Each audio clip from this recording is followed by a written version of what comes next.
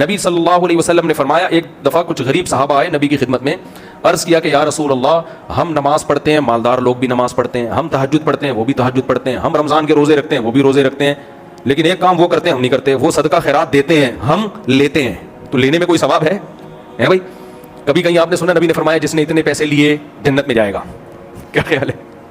دینے کے فضائل ہے اسلام میں، جس نے اتنا صدقہ دیا وہ جنت میں جائے گا۔ صدقہ بلاؤں کو ٹالتا ہے، صدقہ لینا بلاؤں کو نہیں ٹالتا، دینا بلاؤں کو ٹالتا ہے۔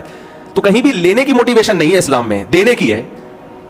ایک صحابی نبی کی خدمت میں آئے، عرض کیا یا رسول اللہ کچھ پیسے چاہیے، کچھ بھی نہیں ہے۔ آپ نے فرمایا گھر میں جو کچھ ہے وہ برتن لے کر آئے، آپ نے اس کو نیلام کیا، کلاڑی خرید کے دی اور کہا، پھر ان کو آپ نے سکھایا، پھر فرمایا کہ اللہ کو حدیث کا مفہوم ہے دینے والا ہاتھ پسند ہے، لینا تو مجبوری میں ہوتا ہے، پسند نہیں ہے اللہ کو لینے والا ہاتھ۔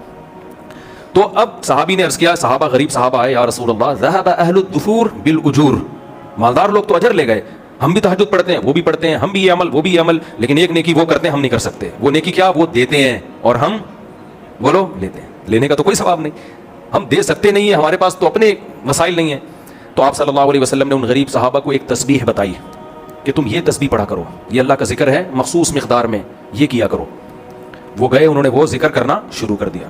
جب مالدار صحابہ کو علم ہوا تو انہوں نے بھی وہ تسبیحات شروع کر دی۔ سمجھ رہے کہ نہیں سمجھ رہے؟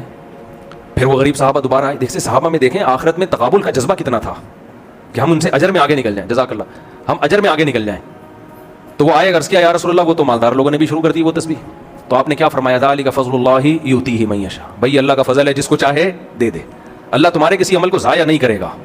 لیکن اب ایک کو اللہ نے دولت دی اور وہ خیر کے کاموں میں خرچ کر رہا ہے، تو اب بھی اللہ کا فضل ہے۔ تو اس سے پتہ چلتا ہے طاقتور مومن کمزور مومن سے زیادہ اللہ کو محبوب۔ یہاں غریب لوگ بیچارے ایک ٹینشن میں جاتے ہیں کہ ایک تو ہم دنیا میں بھی پیچھے رہ گئے اور آخرت میں بھی ہم پیچھے رہ گئے، تو ہمارا تو بیڑا ہی غرق ہو گیا۔